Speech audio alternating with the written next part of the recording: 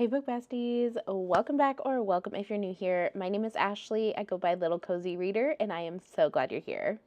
On today's video, it is day 2 of Bookmas, and we are going to be doing our November reading wrap up. So we are going to be talking in this video about the 18 books that I read in the month of November and the one that I am really close to finishing. Before we get started in today's video, I'm going to go over some statistics for you guys. So in the month of November, I read a total of 18 books. And of those books, here were the breakdown of genres. So I read 7 romance, 2 graphic novels, 2 fantasy, 2 thrillers, 2 literary fiction, 2 Christmas books, and 1 nonfiction. So that was a pretty good spread of genres for me. Normally, I feel like I'm pretty much just fantasy and romance with the occasional thriller here and there. So I was really proud of myself. I had a very, very ambitious TBR that I set for myself at the beginning of the month. So the other statistic that I wanted to share with you all is that in my TBR video for November, which if you haven't watched it, you can go back and watch it, I had 22 books on my TBR. And you might be thinking to yourself, Ashley, if you read 18 books, then you did so good. You almost read your entire TBR, right? Wrong. I read 12, no, 10. I read 10 of the books on my TBR, which, you know, it happens, right? It happens to the best of us. So could we stretch that to 11 if we include the one book that I'm in the middle of right now? Yeah, probably. Will I be finishing that book here in the next day or two? Yeah. So maybe we can squeeze that in to count it to get us towards 11. But besties, that's still an F. That's still 50% or less, depending on which of those two numbers we use. So did I do a great job sticking to my TBR? No. But did I still read a lot of good books? Yes. So we're going to go ahead and talk about those now. I also, for anyone who cares, read 1,780 pages of books and listened to 117 hours of audio. Hearing the audio stat is always a little wild to me, but that is 100% my preferred method of reading. So please don't compare. I know there's a lot of comparison mentality out there around how much people are reading and whether audiobooks are real reading or whatnot. I'm not the person to be fighting with about that because obviously it's my preferred format of reading, but just know that if you read anything this month, you're wonderful. And if you didn't read anything this month, you're also wonderful. But that's just how much I read because I have no life. So now we are going to go ahead and get into the books that I read. So I have my lovely stack of my physical books here that I read, and also my one that I'm like kind of in the middle of. I'm going to go down my list. So I think I might have shown you guys this before. I'll show it again. This is my tracker sort of tablet that I use for my reading every month. I make my TBRs on this. I track my reads on this. I track prompts on this. And I got this at the Book Sisters shop. Off of Instagram. So I will go ahead and link their store down below. They have bundles that you can do where they have like planners, reading journals, this kind of like stationery stuff. But this is the pad that I've been using since I got it to track my reads, and I track the ratings, the title, and then the prompts that I use. And those I pull from my Storygraph because I always do a lot of challenges on Storygraph. And so when I'm pulling book prompts, that's where those prompts are coming from. So I always write that instead of, it has author on it, but I write prompt instead. So I'm going to go down this list. That means first up, we're going to be talking about Family Lore by Elizabeth Acevedo. This book was on my 23 books to read in 2023. This is on my 24 books to read in 2024. This was on my 10 before the end, and I am really glad that I finally got around to this book. For those of you that don't know, Elizabeth Acevedo is one of my favorite authors of all time. Her YA books are pure magic, raw, real, emotional, just gold. Please go read them if you have not. She's the author of books like The Poet X and With a Fire on High. And so this was her adult debut, and I was a little nervous going into this. This book was really good. I ended up giving this 4.25 stars. It has the character building that Elizabeth Acevedo is known for in her other work. So in this book, we're essentially following this family where one of the matriarchs of the family essentially wants to plan a living wake for herself. And all of the women in this family have these sort of gifts, essentially. So we do have elements of magical realism here. And her gift is predicting people's deaths. And so everybody, like, gets together around this idea of hosting her living wake. This was really good. I definitely feel like this month was a month where I tackled books that I've been putting off for way too long, and so I'm really glad that I got to this one. Next up, we're going to talk about a book that I listened to on audio, and I got this one off of Libby. This was just a moment where I needed something quick and cheesy and fun and lighthearted, and I could listen to while I was doing other things and not really have to use my brain all that much. And so I got a copy of The Au Pair Affair by Tessa Bailey, and I actually really ended up enjoying this one. I have not read a Tessa Bailey book since, I don't know, Hook, Line, and Sinker might be the last book that I read of hers. I can't even tell you. I just know that a lot of people have had issues with her or have said that her writing has really gone downhill, and so I just simply have not picked up her books. There's a lot of other books, a lot of other authors out there, but I was sort of looking for something fun and cheesy and not intense, and this hit the spot. I mean, it's a hockey romance. It's an au pair or a nanny, you know, I don't know what the difference is because I'm not fancy. But I really liked our main characters in this. I thought that they were both really spunky. I thought that, you know, a lot of people's gripe with Tessa Bailey is that her characters aren't well fleshed out or that they're like too over the top. And I thought in particular, the female main character in this was done pretty well. Somebody who had gone through a very traumatic past. Was the actual incident a little bit over the top? Yeah, but I think that in general, the way that it was handled and the way that the character acted made sense for what had happened to her. And I think pairing that with an older father sort of figure really worked well. So I thought that their romance made sense. So I actually really enjoyed this. I gave it 4 stars. And then I actually went back to read Fangirl Down, which, if you've been on the internet for a while, you know that this book got a lot of attention when it came out because this is a golf romance. And just saying that is weird. So this book, we follow our main character who is sort of a child prodigy in the golf world, came out of nowhere, and he is all of a sudden just like crumbling. And he has one fan essentially at this point left in his career, and that fan is our female main character who's been with him ride or die since day one.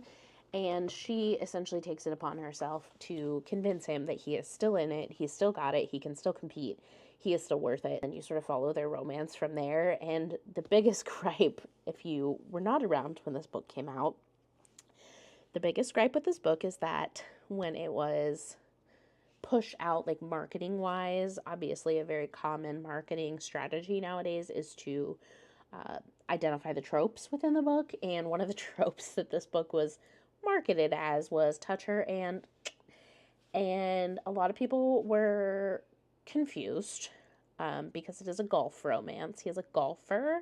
It's a rom-com, and that trope is not typically something that you see in a rom-com, let alone a cutesy little golf romance. And I will say that that was improper marketing. He definitely does not have those vibes. Does he have jealousy? Yeah, sure. Is he protective? Yeah, sure. Was that an absolutely ridiculous marketing ploy? Yes. Nonetheless, I thought it was still cute. Definitely did not like it as much as the first one, and very glad that I read them out of order. So if you're maybe nervous about the series, I recommend reading the second one first. I gave it 3.75 stars, which is still a pretty good rating for me. I did not dislike it, but I think with Tessa Bailey books, like, a lot of people will go in expecting some like stellar, deep, emotional rom-com. Like, that's not who Tessa Bailey is. So I think if you just acknowledge that on the front end, you're going to enjoy it a lot more, sort of suspend your belief, all of that sort of stuff, and just go for the ride. Next up, we had one of my biggest flops for the month, and that was The Wedding Witch by Erin Sterling. This book, this series as a whole, I think is a flop for me, and I think the unfortunate reality is that Aaron Sterling should have stopped with book one. I think that this is a series that keeps getting worse the more I read. I also know that you have to suspend your disbelief for holiday-y type books in terms of there's going to be that extra level of cheesiness, hallmarkiness, whatever you want to call it. But I just feel like every single character that we meet in here, I like in theory, and then when I see their story on the page, I'm like, ew, no. And this was no exception. I thought that the pairing in this was really interesting. Again, I think it had such a cool premise. So this is the last of the Penhallow brothers book, Bowen, and then his love interest, Samson, who you meet in the first book and in the second one. And so I think that that's interesting, but nothing happened the entire, and like, it's called The Wedding Witch, and like, yeah, they go to a wedding, but that's only a tiny part of the plot. And the plot was like non-existent, but also the spice was non-existent. So like, yeah, it's a short story. It's only like 200 pages. Just kidding, 276 pages. I didn't even know it was that long. I listened to it, thank goodness. But like, nothing happens. This whole book, nothing happens. What you read on the back of the book, you've successfully read essentially the whole plot. As somebody who listens to audiobooks a lot, like, I know one of the reasons that people claim that audiobooks are not reading is because it's so easy for your mind to drift off to other things. And I argue that a good audiobook will not do that. This book, however, I was floating everywhere. Even when I was trying to focus, I was like, there's nothing to focus on. This book had no plot. I originally rated this a 2.5 stars, and I'm dropping it to a 2. In fact, I want to drop it more, but I'm going to stick with a 2. I'm sorry, Erin Sterling. I don't know if she has other things that she has written. The Wife Upstairs. Oh my God, this is Rachel Hawkins? Y'all, I'm shook. I'm so shook right now. I'm leaving this in the video because I am shooketh. Does anybody else not know that? That she is the same person as Rachel Hawkins? I'm shook. Girl, stick to thrillers. You're so much better at them. Girl, I appreciate it. But don't quit your day job. Thrillers are where it's at for you. Okay? I am literally mind blown right now that that's Rachel Hawkins, because I was like, The Wife Upstairs. I loved that book. Learn something new every day, y'all. Wow, here we go. Moving on. Next up, we had one of my biggest surprises of the month, and that was Gallant by V.E. Schwab. This book was everything I did not know I needed. This book was all the spooky, gothic, atmospheric vibes that everyone told me it was going to be. But like, first of all, let's take a moment. So I did listen to this. I'm going to go back and physically read it at some point. I don't know when, but like, I will say, the audio experience for this kind of stuff in particular is really cool because you get to hear the person who is narrating, essentially. You get to hear them crossing stuff out. As you can see, a lot of those lines are crossed out. Well, I hope you could see. And just the artwork in here, stunning. And it like means so much. And there's like a section in the back of the book where they talk about like specifically what each of the art pieces means to the story and like why Victoria worked with this specific artist to make this a part of the book. And it was very intentional. Like, everything in this story is so intentional, and I just really loved that. So this was a book that I originally rated a 4.75, and I have not been able to stop thinking about it. So this is now a 5-star read for me.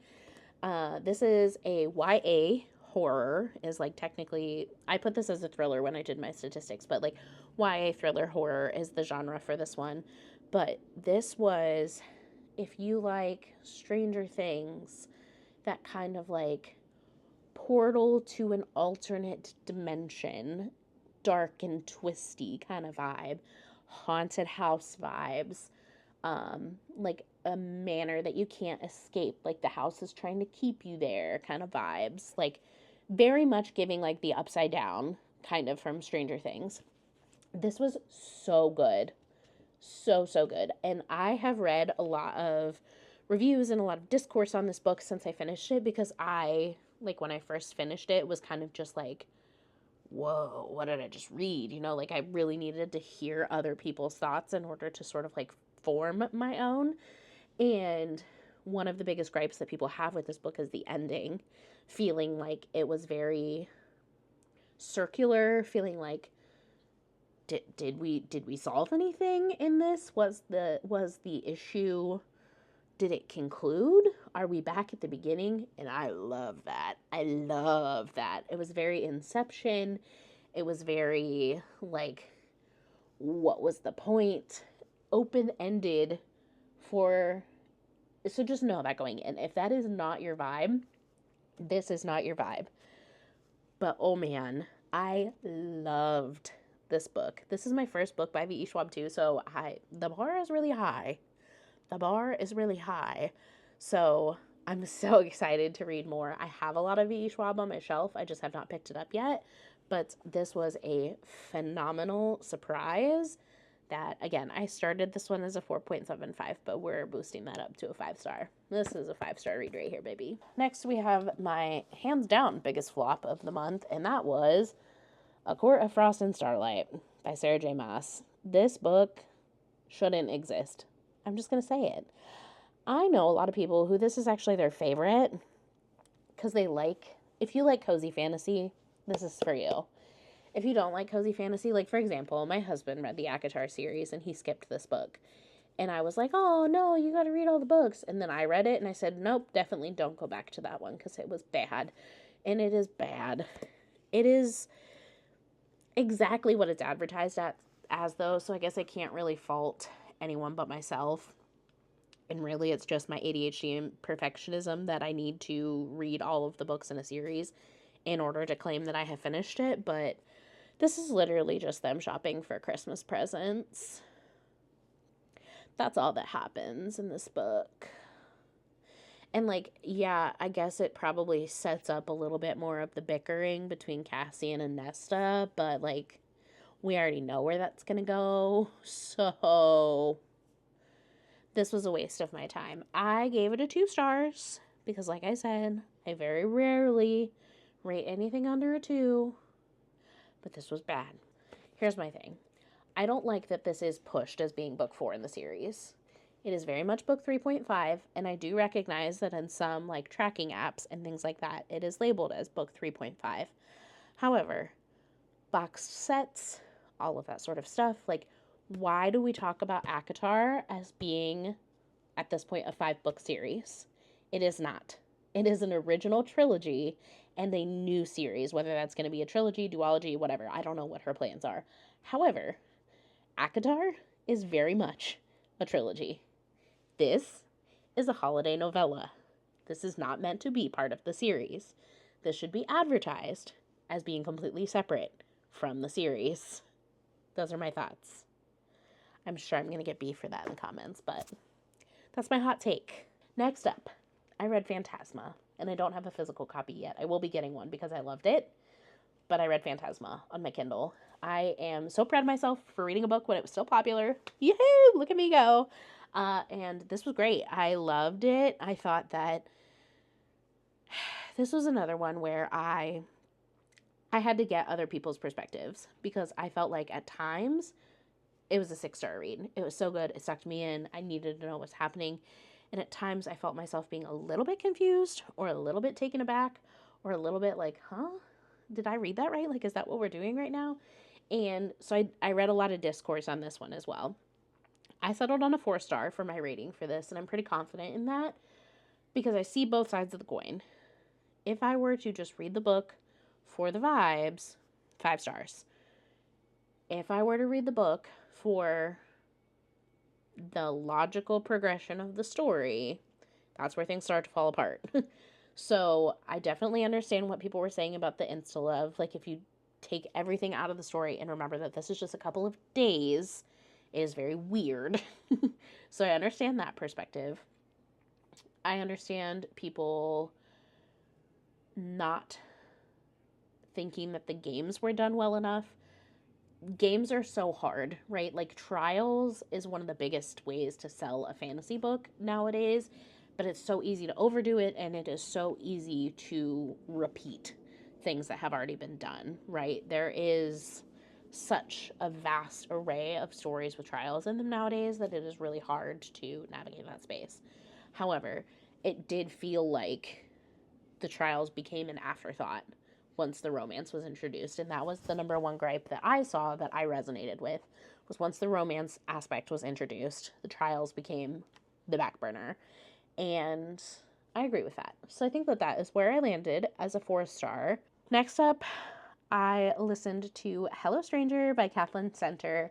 Kathleen Center is a romance author that I absolutely fell in love with this year. I didn't realize that I just started reading her books this year. And oh my God, do I love her. She is phenomenal. I would say this is definitely not my favorite. The Bodyguard still holds that spot for me. However, this was really, really good. I gave this one 4.5 stars. I really, really love the way that she builds characters and the way that she deals with intense topics. I think that she does a really good job of layering that sort of like emotional aspect into her books. This one I thought was interesting in terms of plot twist, and I say that way very intentionally. I'm not sure if that was supposed to be a plot twist and I'm just really good at guessing things, or if that is not supposed to be a plot twist, but like, if you didn't see that coming, I'm concerned for you.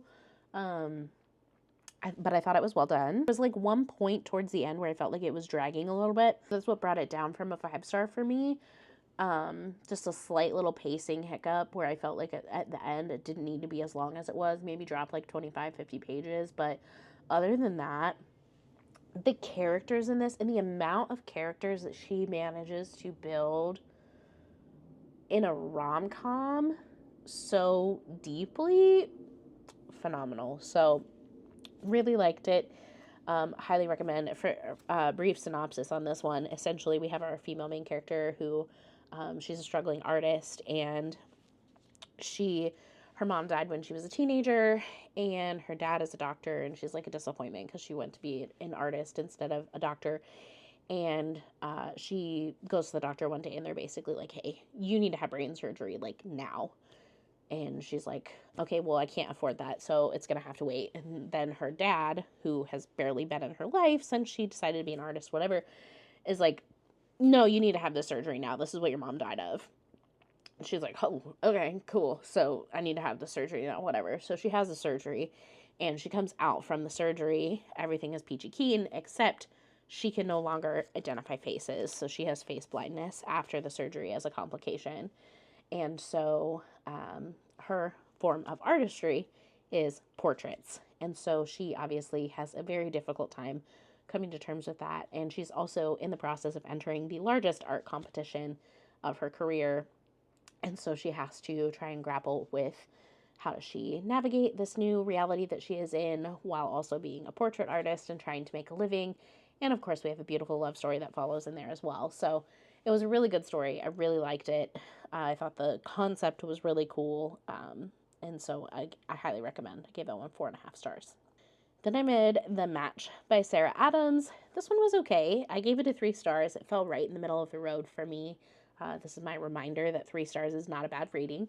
But I just thought that this one was meh. So we have our main character who she deals with epilepsy, and she has a service dog that she got from this agency as a teenager, and she actually now works for that agency giving service dogs to other people in need. And one of the cases that comes across her desk is a little girl who is about 10 years old, and she also has epilepsy and is in need of a dog. However, her father does not want to get her the dog, and so she's training the dog with this little girl and trying to convince dad that this is a good idea, and of course their bond grows, and it goes from there. And I just thought that this story could have done more. I thought that it did good things. It was very emotional. Sarah Adams' books are very wholesome. They're pretty closed door compared to, like, in Spice Level, things like that. So I did really enjoy all of those aspects of it. I just felt like the conflict in this one was a little bit not necessary. I think this book could have been fine without a third act breakup. I thought that, you know, there were just pieces of this book that I felt like didn't really make the most sense for it, and the story itself wasn't one of those things that like really sat with me long after I read it. But I definitely do recommend it, and there is another one in this duology that I will be reading as well. Next up, I read The Housemaid by Frida McFadden. This was so good. I am so glad I finally got to this book. Well, this is one of the ones that has been sitting around for far too long on my shelves, and I finally got around to it, and it was everything that you all said it was going to be. I gave it 4.5 stars. I love a thriller where the plot twist is easy to identify. I have identified the plot twist, and it is not exactly what I thought it was going to be. So, and that's exactly what happened in this case, right? So we have Millie, our housekeeper. She is very down and out. She needs something stat in terms of a place to live. She's living out of her car. She has a past, and she begins housekeeping and nannying for this couple. And our husband is your very typical, like, star lawyer. I don't know if he's a lawyer, but he's like some big businessman, like out of the house on meetings, like really hot, all that sort of stuff. And mom is sort of crazy. And from right off the get-go, you know, she seems super nice, Stepford Wives kind of situation. And then she sort of just goes off the rails. And the interesting thing about the book is the different POVs that you get. So for like the first third of the book, you have Millie's POV. For the second third of the book, you get the wife's POV, and then you switch back to Millie's POV. And I'm not going to share too much more because that's about all you need to know, but I loved it. And I'm nervous because I've heard that the series goes downhill from here, but I will be continuing the series with A Housemaid's Secret next. But I gave this one 4.5 stars. This was my first Frida McFadden, and I really enjoyed it. Next up, I listened to The Dead Romantics by Ashley Poston. This was my first Ashley Poston. This book has also been on my shelves for far too long. And this book was really cute. I gave this one a 3.75. Yeah, 3.75 stars. This one, we are following our main character who she is working in the publishing bookish space as a ghostwriter for one of her favorite authors of all time. She has been asked to be her ghostwriter, and she's been her ghostwriter for a couple years, but she is struggling to write this romance novel that she has due to the publisher because she no longer believes in love because of a relationship that has wronged her in the past. And she goes to the publisher to talk about how she does not have this book ready for deadline, and she finds out that her father has passed away, and so she has to go back to her small town to take care of her father's funeral arrangements, and her family owns the funeral home in their very small town. And the one thing that her and her dad had in common, despite the fact that she's pretty estranged from her family, is that her and her father could see ghosts and talk to ghosts. And so she goes home. She has to deal with the passing of her father, deal with all of the family dynamics as somebody who is sort of estranged from her family, and sort of deal with what it means to believe in romance again. This was a really good book. I liked the magical realism in this. It was a fast read. I do think there were some pacing issues in here as well, but I gave it 3.75. Next up, I finished the Tea Dragon Society graphic novel series. So I read The Tea Dragon Festival and The Tea Dragon Tapestry. These books are so wholesome and cute. They're 5 stars all around. I literally love this series so much. I love these little tea dragons, and I want to just hold them all in my arms and pet them and play with them and love them all day. I think the concept of tea dragons is really cool. I think that the stories that they are able to tell and like the messages that they're able to give in these little graphic novels are just incredible. And so I highly, highly recommend if you have not ever read these. So the second one is sort of like our prequel, and we get to see the backstory of the owners of the tea house from the first book. And then the third book, essentially, we're following another one of the side characters in sort of her journey to understanding how her past brought her to where she is and like what her passion and her future should look like. So These are so wholesome. They're super fast reads. The graphics are stunningly gorgeous, and I could not recommend them enough. Next up, I listened to The Game Changer by Lana Ferguson. This was a really great hockey romance palette cleanser in my reading list, so I really enjoyed this one. I'm not sure if this is going to be part of a series or not. I feel like hockey romances tend to always be series, but I don't know. But I love Lana Ferguson's writing. I think her writing is so easy to fly through, and I like her characters. Her spice is really good. I think she does a good job of balancing plot and spice.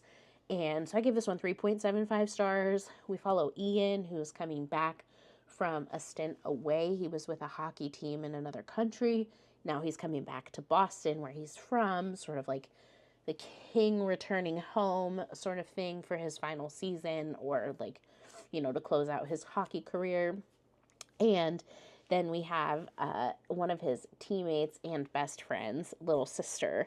So it is brother's best friend, and she is doing a baking show.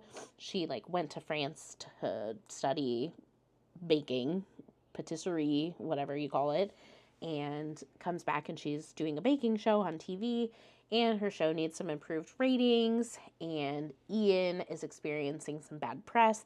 So they think, what a good idea to pair the two together on this little cooking show, baking show, to sort of improve his image, improve the ratings of the show. And then, of course, they were like, wow, you guys are great together. You should fake date. And so we get a little fake dating in this one as well. And if there's one thing about me, I will eat up fake dating every single freaking time. So this book was great. I really enjoyed it. I thought that when you do brother's best friend, a lot of times that in itself is the conflict, right? I thought the handling of that part of the conflict went really well. I thought the conflict that this book used instead made more sense. So I appreciated that. And again, I think that Lana does a really good job of balancing plot and spice. I thought it was decently emotional. I thought it was great, honestly. 3.75, maybe even like a 4 stars. Really good, solid hockey rom-com. Next up, I read Honkers Under the Holly by Amy Award. This is a holiday novella in the Cocky Kingman series. This book was so cute. I really enjoyed these characters. It took me a while to figure out, and maybe this is just because I'm dumb, it took me a while to figure out how these characters were connected to the Kingmans, but this is a prequel novella, so I didn't know that going in. If you didn't know that, that's your warning. This is a prequel novella, so the events in this novella take place years before the Cocky Kingman series take place. And we have Mac, who is a struggling sports agent trying to create his own sports agency. And he is at an Oktoberfest, and all of a sudden he sees a waitress that he had his eye on chasing a goose through Oktoberfest to try and save it from being slaughtered, and they fall in love. That's essentially the story. I don't know what else to tell you. The goose's name is Sir Honks a lot, and there is fake dating, fake engagement, plus size representation, goose representation. I don't know what else you need. I just really liked it, so I gave it 1 4 stars. What a cute little holiday goose novella. Next up, I listened to One Perfect Couple by Ruth Ware. This is a book that I started a long time ago. Like the month it came out, long time ago. Probably in like June, May, somewhere around there. And I got like 45% of the way through and got bored, so I put it down. And I jumped right back into the story. Honestly, I didn't even need to go back and reread that first 40%. And I was able to get it finished. I gave this one a 3 stars. I think the fact that I was able to jump right back in and not feel like I missed anything, having to go back and reread that first half tells you a lot. And then also, this one felt very, very like a cop-out in terms of a thriller. So the premise of the show is it's a dating game show, One Perfect Couple, and it's one of those like island destination ones, and the couple that you're following at the beginning of the story, she doesn't really want to go, but he's like a struggling actor and he thinks it'll be good for his acting career. So she's like, okay, fine, we'll go. And they go, and things just seem janky. Like a lot of the stuff around the show seems really janky. and the people there seem kind of weird, like, one of those you can't trust anybody sort of situations. And then there's this massive storm, and like the storm is essentially the plot for the rest of the book. Like this big massive like hurricane type storm comes through, and the boat that connects them to civilization is gone, and their communication system is gone, and they're essentially like playing Survivor. And it's kind of dual timeline. So the only part of the book that I think did well was that you have what appears to be dual timelines. I'm trying to think of how to say this without spoilers, where you're getting a perspective of what's happening, and then you're getting journal entries. The way that the entire, like, I was just waiting for a plot twist that would make it all make sense. And like we got one at the end, but it didn't feel satisfying to me. I was like, oh, are you sure? Like, I don't know. Ruth Ware is and will forever always be one of my favorite thriller authors of all time. I will read everything she writes, but I feel like between this one and 0 Days, just not impressed. Like, Homegirl needs to go back to the drawing board, because ever since she published The It Girl, nothing has been anywhere close to as good. So, I gave it 3 stars. I don't know. If you're a fan of those, like, dating shows on islands, maybe you would like it, but it was very much not for me. I finally finished Braiding Sweetgrass this month, which, what a perfect month to finish it in Native American Indigenous History Month. So I was really glad that I was able to finish this book. And honestly, I feel like in terms of reading nonfiction, to me, I know it is a very good nonfiction story when I leave angry. And I left this story angry. And I know that that's not the intent of this story. I left equal parts angry and inspired, and that is my favorite feeling to leave a nonfiction story with. I left angry and inspired, and this book did exactly what it was supposed to do for me. And especially as a white person, as somebody who benefits from capitalism and colonialism and systemic racism, these stories were a good reminder that action needs to be taken, and sometimes action doesn't have to be these revolutionary new concepts. Trusting the people who were here before us is the right answer. It makes sense. Of course it makes sense. It was being done for millennia before we got here. So this is a collection of stories and essays about indigenous wisdom when it comes to plants, agriculture, science, connecting with nature, the relationship between human beings and the world around us, and human beings and each other. There were some stories in here that were more poignant than others. Of course, this theme of sweetgrass sort of flows throughout the entire story. I want to take one of this woman's courses. So she is a professor at, does it say? Oh, SUNY. Okay, at SUNY. Distinguished Teaching Professor of Environmental Biology, founder and director of the Center for Native Peoples and the Environment. I would love to take one of her courses. This book was so good, and just the joy that you could tell that she brings to her classes in terms of teaching people how to connect with the environment. And it was one of those things where, you're reading it and you're just like, yeah, that makes sense. Things like, what do they call it? The respectful harvest? I can't remember what they call it, but the idea that you should never take the first plant you see of something, and you should ask before you take, or give something in return, or only take half, or only take as much as you need, those sorts of things. Just in the world that we live in today, with climate change as bad as it is, I think this is a really important read for people, whether you live in a very urban area, a very rural area, a place that has indigenous tribal land on it or not. There's a lot to be learned from people that were here before us, because they are the ones who know this land best. And so this was a wonderful book of collection of stories from those teachings, and I'm very grateful that I have this.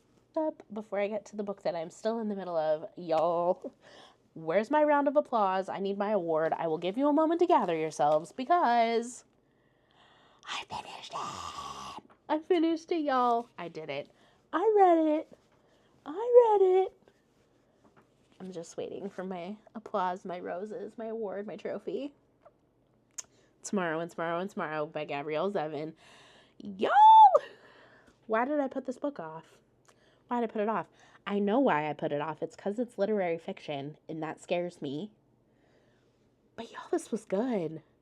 This was good. And I really, really think that what did this for me was the immersive reading experience. So I knew that this was a story I was going to have to focus on. This is a big brain power story, and I knew that. So I got myself the audiobook, and I'm listening to the audiobook, and I'm reading the words, and I was eating it up. Eating it up. This book was genius. The way that Miss Gabrielle Zevin writes characters. First of all, I was like, you can't tell me this isn't a memoir. These people have to be real. They felt so real. This felt so based on a true story. This felt so like watching a biopic. I loved every aspect of it. It was very slice of life. But yet it dealt with really intense topics, dealing with things like sexism and racism and the trauma of the gaming industry. I am still processing, to be honest. I just finished it yesterday, and especially the ending of this book. And I don't want to tell you anything because I don't want to spoil anything, but something happens in this book that I never would have saw coming. Like, I never in a million years. First of all, this book was described to me as a romance that's not a romance, essentially. It's a literary fiction. It's a romance. It's a different kind of romance. And it is. What a good way to describe it. I was irritated by that as somebody who hadn't read the book, because I was like, what do you mean it's a romance? It's not a romance. So I recognize that that's not the best description for you all if you haven't read it yet. But that is the best description. It is the most intense romance that is not a romance that I have ever read in my life. And I think the way that it portrays that kind of friendship that is so much more intense than love, so good. I mean, this book, I never in a million years would have thought that a book about video game designers would have made me feel the way this book made me feel. And I didn't even realize it until I started really talking about it. I rated this 4.5 stars, and this might end up being a 5-star read for me. I really, really, really... So I didn't get the 5-star feeling when I was reading it. But I knew that it was something. And I knew that it was going to sit with me. And the longer that I sit, the more I'm like, wow. That was just in a book. Like, a book did that to me. That's crazy. So, if you, like me, have been putting this book off for forever because you are worried that it is too slow or too whatever, give it a try. Give it a try. Do the immersive reading experience like I did, if that helps you. Listening to the audiobook and reading it at the same time really helped. I don't think I would have liked this if I would have just physically read it. And I don't think I would have gotten as much from it if I had only listened to the audiobook. Having both forcing me to focus on what was happening, chef's kiss. This was so good, y'all. Now I get the hype. And I'm really sad that I waited so long to read it. And lastly, because I've been talking your ear off, this is the book I'm in the middle of. It's Bride by Allie Hazelwood. I'm about 75 pages in right now. It's okay. I'm not going to lie. I'm not loving it. I'm not obsessed. I think I'll get there. But I'm not obsessed right now. And so this is the book that I'm in the middle of. We'll count this as both C's. So you'll probably get my full thoughts on this in my December wrap up. But those are the books that I read in the month of November. This was a huge reading month for me. I read a lot. Did I read everything on my TBR? No, but that's to be expected. So that's it for this video, y'all. I've been talking your ear off enough, so I'm going to call it quits. But thanks for sticking around. Day 2 of Bookmas. I will be posting a full December TBR here in the next video or two. So stick around, like this video, give it a big thumbs up, and hit that subscribe so I don't miss you in the next one. Bye!